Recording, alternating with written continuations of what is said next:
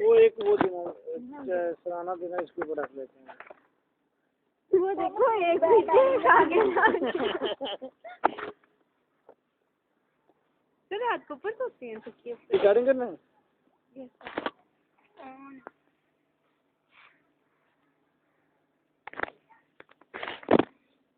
Bismillahirrahmanirrahim. Today we are going to start a new novel in English part 2. That is Things Fall Apart. Things Fall Apart. चीजें एक तरफ गिर गईं, चीजें गिर गईं, ये इसका टाइटल है। मीन के इसके टाइटल से अंदाजा होता है कोई चीज की गिरावट हुई है, और वो कोई चीज क्या है, वो एक कल्चर है जिसकी गिरावट हुई है। एक कल्चर है जो तबाह हुआ है, वो गिर गया है, डिस्ट्रॉय हुआ है। Okay, things fall apart. उसके अंदर एक शार्प फॉल अपार्ट, एक शार्प वो है उसके अंदर, किसी का एकदम धड़ाम से गिरना, किसी बड़े टावर का गिरना, ये एक शब्द इसके अंदर पर आता है। Okay, first of all we will today only discuss the characters and we will also learn the pronunciation of the characters, and after this very next day maybe today after the characters I will also tell you the summary of the novel. Things fall apart. Yeah. No, Mr. Right. हम पढ़ रहे हैं कैसे है? मुझे नहीं याद। नहीं ये नाम ये पढ़ी थे तो उसका नाम नहीं आएगा।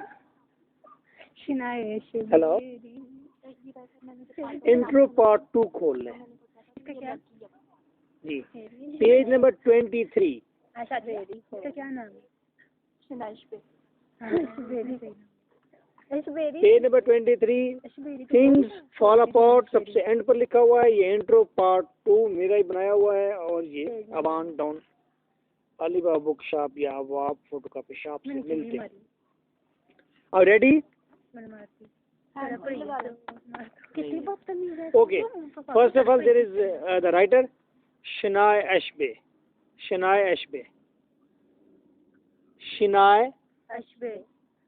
शिनाय भी तो पढ़ लो। ओके, 1930 में ये पैदा हुआ है और अभी तक he is alive. Okay, Nigerian है, नाइजीरिया वेस्टर्न अफ्रीका में आता है। नॉवलिस्ट भी है and he is also a poet. Now there is character list. ये आदमी है? यस। हाँ, मैं सबसे पहले समझ रही थी। काला सा आदमी है। किसी के पास है इसकी पिक्चर? ओके, फर्स्ट कैरेक्टर है ओखैनको। क्या? ओखैनको जो है वो उर्दू में मैंने लिख दिया है Okonkwo, an influential clan leader in Umuofia पिंड का नाम है, उसके अंदर क्लान है। क्लान एक ट्राइब को कहते हैं, कबीले को कहते हैं, उसका लीडर है Okonkwo. He is the hero of the novel. Since early childhood, Okanko's embarrassment about his lazy, extravagant, and girlish father, Anoka, has driven him to succeed. अच्छा, उसकी कामयाबी की वजह जो है, बचपन में वो अपने फादर की लेजीनेस से भी उसको नफरत थी, उसको at the same time father के गर्लिश एटीट्यूड पर भी नफरत थी। वो अपने बाप को एक बुज़दिल आदमी समझता था, और वहीं बुज़दिली से नफरत जो है उसके लीडर बनने में मावन साबित हुई। Okanko's hard work and skill in war have earned him a position of high status in his clan. जो स्किल्ड था वो बहुत ज्यादा, उसी की वजह से वो क्लान का स्टेटस, बड़ा स्टेटस क्लान में पा लेता है। And he attains wealth sufficient to support 3 wives and their children. और उसके बाद अच्छे खासे पैसे भी जमा हो जाते हैं अपनी 3 बीवियों को सपोर्ट करने के लिए और बच्चों को भी। Okanko's tragic flaw is that he is terrified of looking weak like his father. Okanko का अगर ट्रेजेडी है इसके अंदर, तो उसका ट्रेजिक फ्लॉ सिर्फ यही है कि वो बार बार इस चीज़ से डरता रहता है कि कहीं वो अपने फादर की तरह गर्लिश ना हो जाए, या को उसका ऐसा एक्ट सामने आना आ जाए जो लोग उसे ये कहें कि ही इज कवाडाइस और ये गर्लिश है। As a result, he behaves hastily, bringing a great deal of trouble and sorrow upon himself and his family. इसी वजह से नावल के अंदर जब उसको मसाइल दरपेश होते हैं तो कुछ हेस्टी और जंपी उसके कुछ एक्ट होते हैं जिसकी वजह से उसकी डाउनफॉल हो जाती है। क्लियर? अब बहुत सारी बातें आपको ओखनको के बारे में अंदाजा हो गया है, तो what type of person he is. Second करें अनवाय। अनवाय अनवाय जो है ओखनको's ओल्डेस्ट सन है, सबसे बड़ा बेटा है। Whom Okonkwo believe is weak and lazy Okonkwo कार्डियोली beats अनवाय।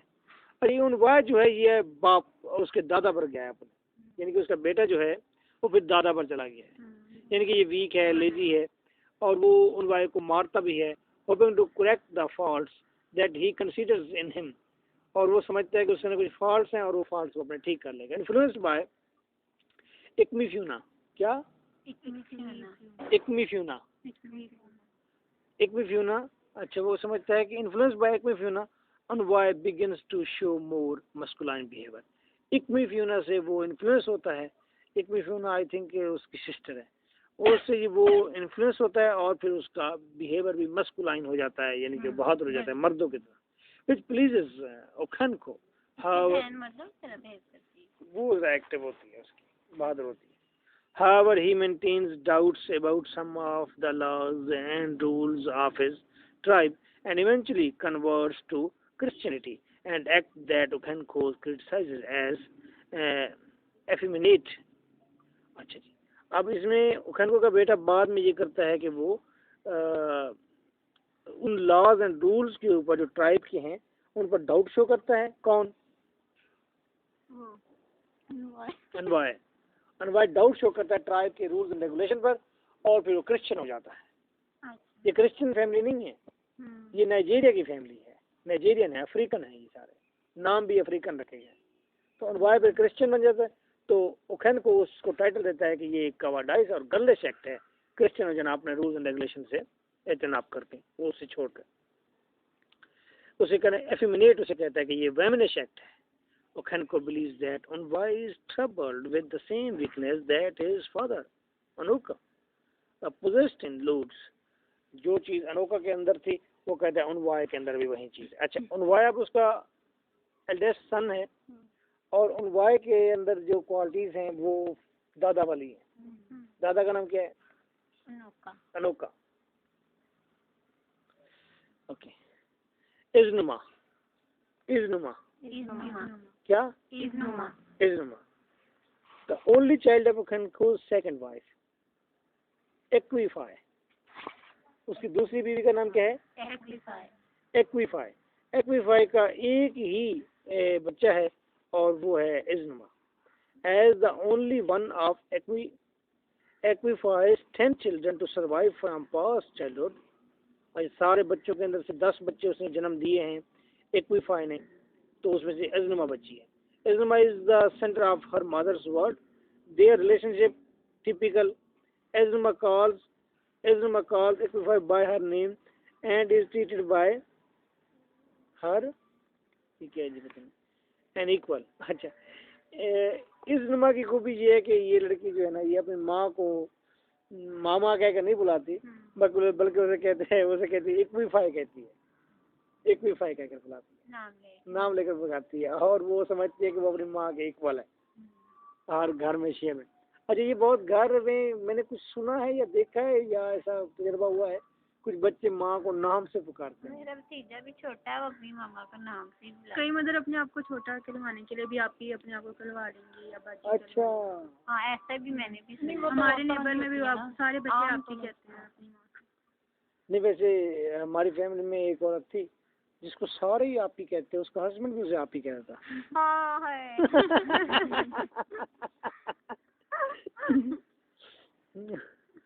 इज़नुमा is also Okhonko's favorite child.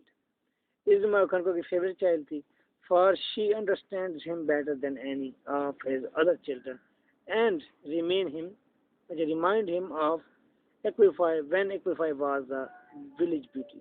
अच्छा, अब Equify जब बहुत खूबसूरत थी, एक तो उसकी इमेज लेकर वो पैदा हुई है, उसको रिमाइंड करती है, और फिर ये इसकी अंडरस्टैंडिंग अच्छी है और वो उसे अपना ओखनको को समझती भी है। ओखनको rarely demonstrates his affection। क्या मैं कह रही, कौन जी? Okonkwo rarely demonstrate his affections, अपनी मोहब्बत का इजहार बहुत कम करता था Okonkwo. However because he fears that doing so would make him look weak, कि मोहब्बत का इजहार करना उसे कमजोर बना देगा, उसे ये खौफ लाहक होता है। किसी से भी नहीं करता था? करता तो होगा लेकिन वो इजहार नहीं करता था। नहीं, यानी कि इजहार किसी से भी नहीं करता होगा, बहुत कम करता था। किसी से भी मतलब तीन थी ना, हो सकता है एक के साथ ना करता हो, दूसरी से कर वो लेता बेटी से बात हो। उसको थी। हाँ, अच्छा, furthermore he wished that Iznuma were a boy because she would have been the perfect son. अब वो ख्वाहिश करता है कि ये इज़्नुमा जो है ये काश के लड़का होती, because he is the perfect, अगर ये होती तो परफेक्ट बॉय होता, मैन हुड उसके अंदर है। इक्विफ्यूना कौन है? उसकी बीवी है, पहली बीवी है वो। इक्विफाई है, ये सेकंड है। एक वाइफ, इक्विफाई तो उसकी सेकंड वाइफ है ना। चलो जी, इक्विफ्यूना अ बॉय गिवन टू खनको, ये इक्विफ्यूना एक लड़का है, ठीक है। ये खनको को मिला है किसी विलेज में, वो मारा होता है ना बदले, बदले में दे देते हैं ना लड़के को। ठीक हो गया, समझ गए। हाँ, मैंने मुझे बुलवाई जा रहे हैं, आप थोड़े चढ़ गए हैं घर पे। नहीं, पूरा नहीं पढ़ा है, वो करेक्टर नहीं आ रहा, और वो उसको पसंद करने लग जाता है, उस बच्चे को उसकी केयर करेगी उसकी माँ, और फिर बाद में वो उसको खुद मतलब के कत्ल भी कर देता है इसका बेटा, और ये खुद उसको पसंद करेगा। A boy given to Okenko by a neighboring village, Equifuna lives in the heart of Okenko's first wife. First wife के पास quickly becomes popular with Okenko's children. He develops an especially close relation with the Unwai, Okenko's oldest son, who looks up to him. अच्छा, Unwai के साथ ये Equifuna जो है ना मिलजुल गया है। Okenko too becomes very fond of Equifuna, who calls him father and is perfect clansman. अच्छा, वो perfect लगता था, clansman है, tribe का आदमी है। But Okenko does not demonstrate his affection because he fears that doing so would make him look weak.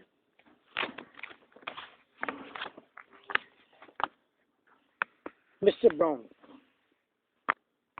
The first white missionary. अच्छा, अब आपने नावल पढ़ लिया, आपको अंदाजा हो गया क्रिश्चियन वहाँ पर आए थे उनको क्वेश्चन करने के लिए और दूसरे मकासद के लिए आए थे। आपने एडवर्ड साइड भी पढ़ लिया है तो आपको वहाँ से भी आइडिया हो रहा है कि ये क्या चीज़ है। हाँ, और हार्ट ऑफ डार्कनेस भी आपने पढ़ लिया ना? अच्छा, दो पढ़े। ओके, हार्ट ऑफ डार्कनेस पढ़ा है यार आप लोगों ने? नहीं पढ़ा। लाइट देख लियो, पोर्ट्रेट है ना। ओके, हार्ट ऑफ डार्कनेस इससे पहले पढ़ा। ओके, अब इसको आने में the first white missionary to travel to Umuofia, ये पहला वो पादरी है, मशीनरी कहते हैं वही पादरी में से, वो आकर क्या जो यूमुफिया के अंदर, यूमुफिया क्या है?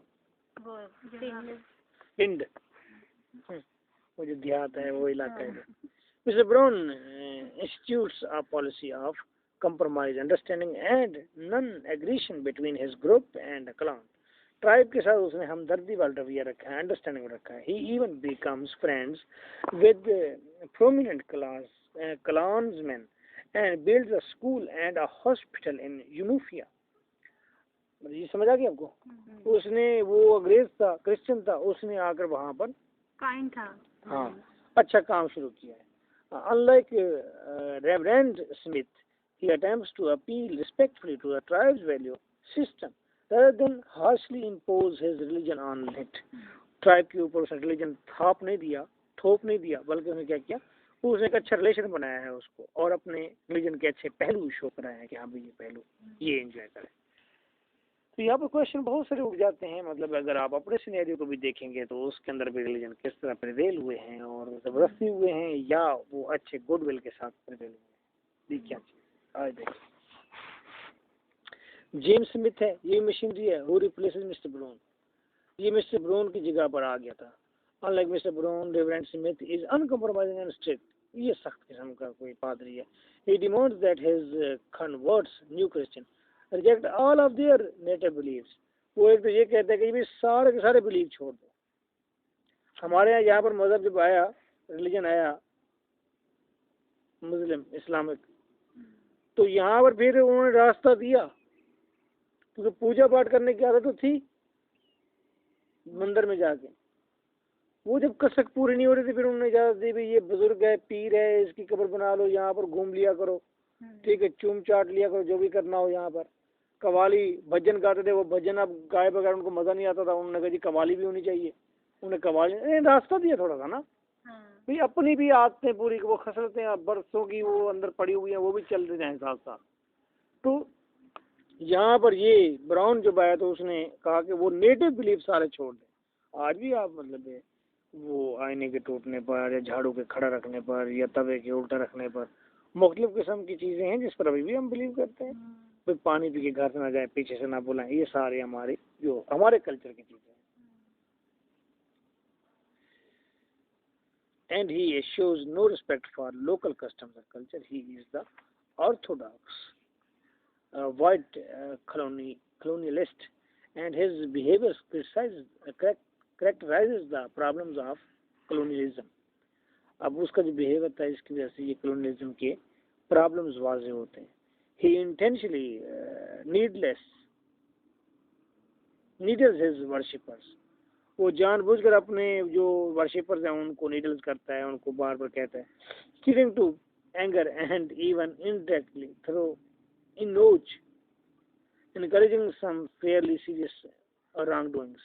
मतलब है वो अपने वर्शिपर्स जो हैं, जो क्रिश्चियन नया हुआ है, उनको नीडल करता है, दूसरों के खिलाफ उकसाता है, इनके लड़ाइयाँ भी करा देता है वो। तो शादी यही उचेंडो हाँ से निकल The younger brother of Khanko's mother. खनको का ये मामू है उचेंडो। इसका अच्छा खासा रोल है, बड़ा पॉजिटिव रोल है। उचेंडो receives Khanko and his family warmly when they travel to Benta. Okay, जब बेंटा में चले जाता है खनको, अपने पिंड से अपनी माँ के पिंड में चला जाता है, तो उसका माँ का भाई जो है उचेंडो, वो उसको वेलकम कहता है। And he advises Okonkwo to be grateful for the comfort that his motherland offers him lest he anger the dead, specially his mother who is buried there.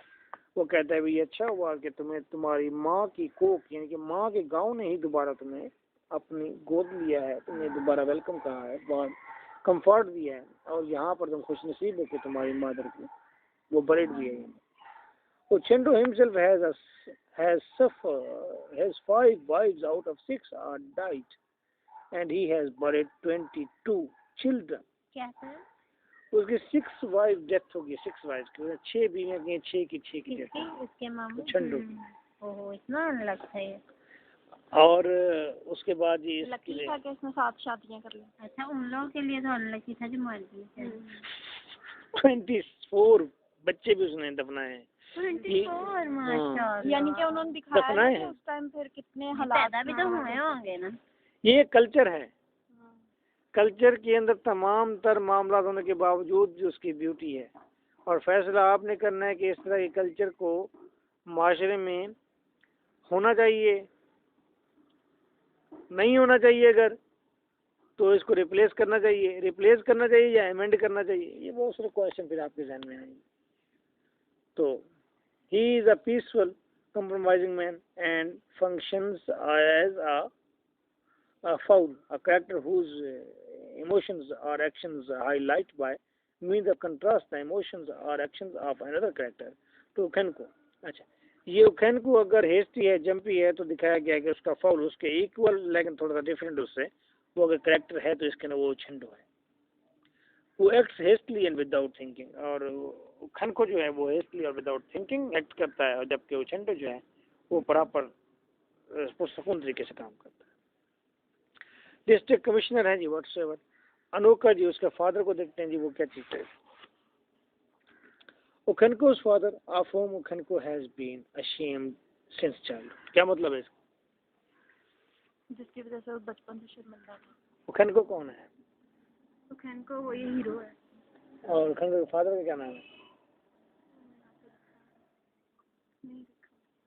अनोखा। हाँ। ये पढ़ रहा हूँ. By the standards of the clan, Anoka was a coward, Anoka बुज़दिल था and a spendthrift.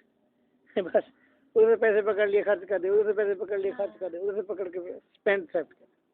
He never took a title in his life. कभी उसे life में टाइटल कोई नहीं मिला भाई ये कोई लड़ाई में या किसी को. He borrowed money from his clansmen and he really repaid his debts. He never became a warrior because he feared the sight of blood. Moreover, he died of a terrible illness. On the positive side, Anoka appears to have been a talented musician and gentle. Talented musician जरूर था, gentle भी था. If idle अगर बेकार था, he may well have been a dreamer, ill-suited to the prejudiced culture into which he was born. अब वो dreamer भी था, म्यूजिशियन भी था, लेकिन कल्चर जो था उसके अंदर उसकी कोई जगह नहीं थी. The novel opens 10 years after his death. जब नावल स्टार्ट होता तो वो उसकी 10 years पहले उसकी डेथ हो चुकी है. किसकी? लेकिन वो उसको बुरा कह रहे हैं तो जरूरी नहीं है कि वो बुरा है, वो उनके कल्चर के हिसाब से. Good, very good. नहीं वो वाइन वगैरह भी पीता, जिस तरह वो पैसे ले ले खर्च करता है, इस लिहाज से बुरे पहलू तो हैं. नहीं वो उसको कहते हैं कि ये लड़ता नहीं है, ये बुज़दिल है. हाँ ये सही लगते हैं वैसे. अब्यूका. अच्छा ये नेम जो नेम दिए मतलब मिलते हैं कि नहीं? मिलते हैं. क्या मतलब? जो हम लोगों ने इसमें पढ़ा है. उसमें उर्दू में तो लिखी है, समझ उर्दू में नेम ऐसे लिखे हैं उसमें. नहीं उसमें वो इसी तरह लिखे हैं ना इंग्लिश. हाँ इंग्लिश में. अब्यूका ओकेनको's close friend.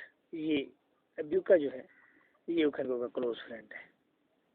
Whose daughter's wedding provides cause for party early in the novel.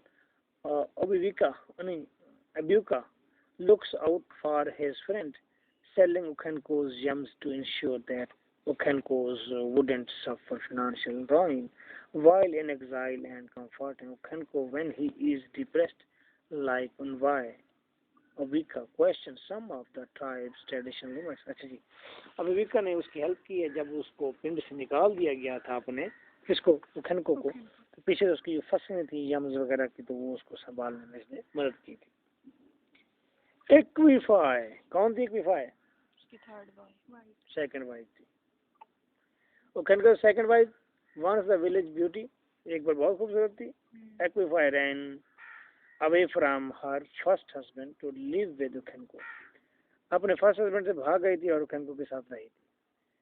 Iznima is her only surviving child, her other 9 children having died in infancy, and Equify constantly fears that she will lose Iznima as well. Equify is good friend of Chilo, the priestess of the goddess अकबाला. अकबाला एक जगह का नाम है और एक goddess का नाम है अकबाला. उसकी जो प्रीस्ट है उस प्रीस्ट का नाम है चीलो और चीलो एक्विफाई की बेस्ट फ्रेंड है. ठीक है. दादा साहब चले गए. दादा साहब का कोई उनका क्या कहते हैं जी सजादा नशी, उनको रिप्रेजेंट करने वाला कोई वहां पर बैठा हुआ है. ठीक है. इसी तरह अकबाला का की जो प्रिस्टेस थी वो थी चीलो और इसकी चीलो के साथ अच्छे फ्रेंड थे. ईनोक a passionate convert to the Christian church in Ethiopia. अच्छा ये जी इनोक जो भी था ये एक तो क्रिश्चियन हो गया था.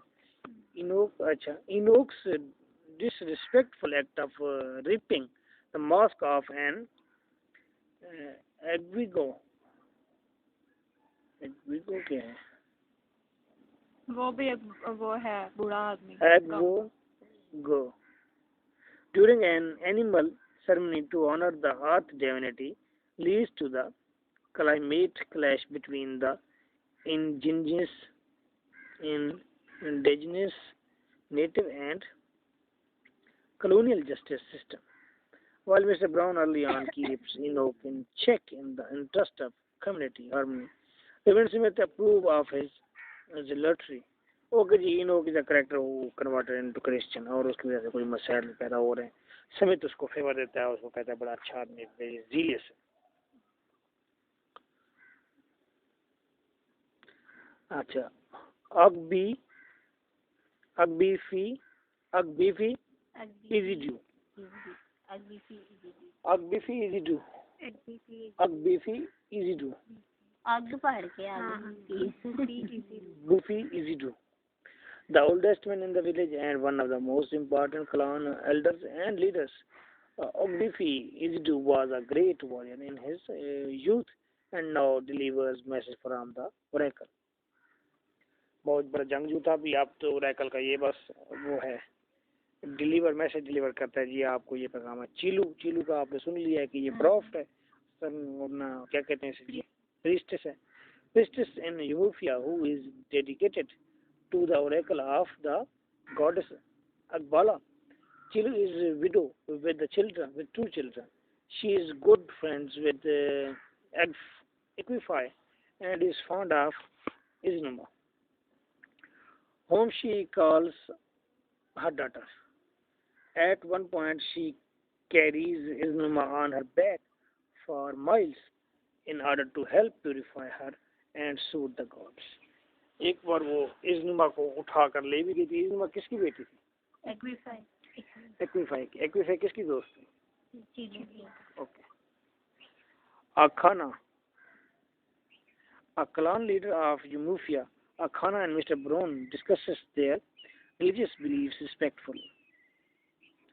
ये अखाना जो है ये लीडर है यूमुफिया का, and Akhana's influence on the missionary advances Mr. Brown's strategy for converting the largest number of clan men were working with against their belief system. In so doing, however, Akhana formulate a clear and rational defense of his religious system and draws some striking parallels between his style of worship and that of the Christian missionaries. अखाना जो है ये मतलब दोनों religion के दरमियान में harmony पैदा करता है, हेल्प भी करता है और ये भी बताता है कि दोनों के दरमियान क्या चीज सिमिलर है। नवाई कभी, a wealthy clansman who takes a chance on Khanko by leading him 800 seed yams, lending him। अच्छा जी, ये जी वेल्दी मैन है नवाई कभी, और ये खनको को दिलवाता है 800 यम्स के सीड दिलवाता है, twice the number of for which Okonkwo ask. Okonkwo ने कहा 400 मुझे सीड चाहिए, तो उसने 800 दिलवाए। After this is Navai Kabi thereby helps Khanko build up the beginnings of his personal wealth, status and independence. Clear ji? Mr. Kaiga, the native turned Christian, ये Christian बना था, missionary who arrives in Venta and converts Unwai and many others.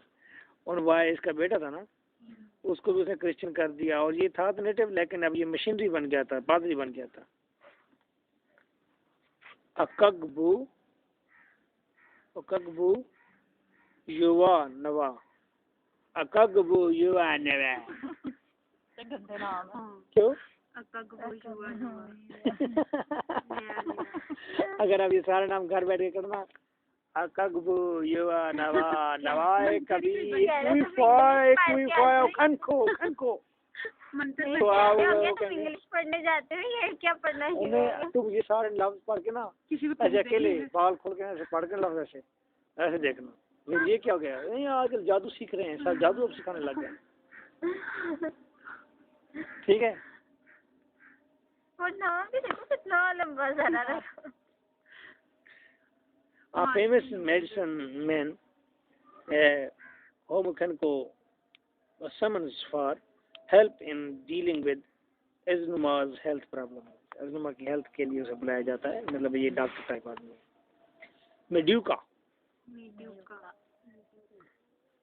एब्यूका sons, ये एब्यूका का बेटा है। एब्यूका कौन था? भाई है यानी एब्यूका बाप उसका। किसका? नहीं इसका तो नहीं है, ये उसका बेटा था। दोबारा नाम ले, एब्यूका। यहाँ पर एब्यूका वो पर फ्रेंड है। हाँ फ्रेंड है। किसका? खनको का फ्रेंड है।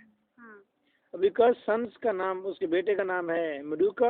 मेडुका wins a wrestling competition in his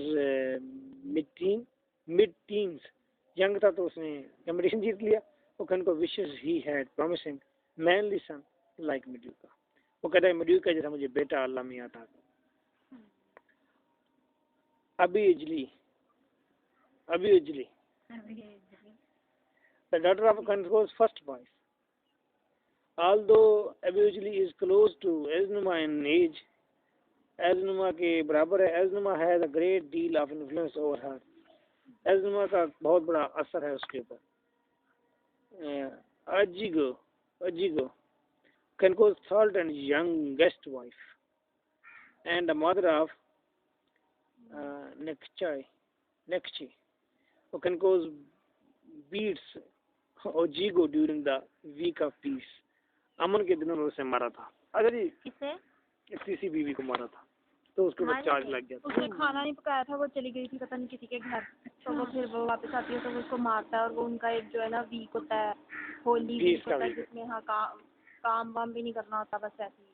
very simple. इस नावल के अंदर आप खनको को देखेंगे, फर्स्ट ऑफ ऑल वो तो एक बार रेसलिंग विन करेगा, चैंपियन बनेगा, उसकी बात, उसकी फिजिक, उसका मूड, बाप से उसकी नफरत, उसकी लेजीनेस, ये कल्चरल रिदमिक मतलब नावल सामने आएगा, आपका स्टोरी सामने आएगी। जब वहाँ पर एम्पेरियलिस्ट आ जाते हैं, यानी कि यहाँ पर फ्रांस और इंग्लिश पीपल आ जाते हैं, क्या करने के लिए? वो वहाँ पर आते हैं कि जी हम इनको सिविलाइज करने हैं। सिविलाइज करने के बहाने वहाँ पर उनके और बहुत सारे मकासद हैं, ट्रेड करना चाहते हैं, अपना इन्फ्लुएंस पैदा करना चाहते हैं। वो कुछ लोगों को अपने ही रिलीजन में लाना चाहते हैं ताकि वहाँ से भी उनको फिनेंशियल और दूसरे फायदे भी हों। तो ये सारी चीज़ें सामने आती हैं, तो वहाँ पर डिफरेंट किस्म के लोगों के रिएक्शन होते हैं।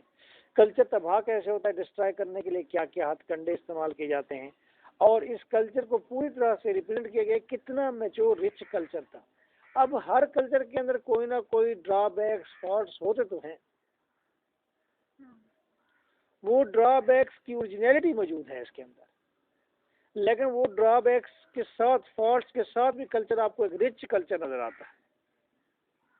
ठीक है, उसके अंदर जानवरों को किस तरह पूजते हैं, जानवरों की किस तरह रिस्पेक्ट करते हैं, उसके अलावा वो इंसानों को कदर कर देते हैं, अपने जुड़वा बच्चों को जंगलों में फेंक देते हैं, मतलब इस तरह की सारी चीजें होती हैं। लेकिन फिर भी वो रिच कल्चर है, एक मजबूत कल्चर है।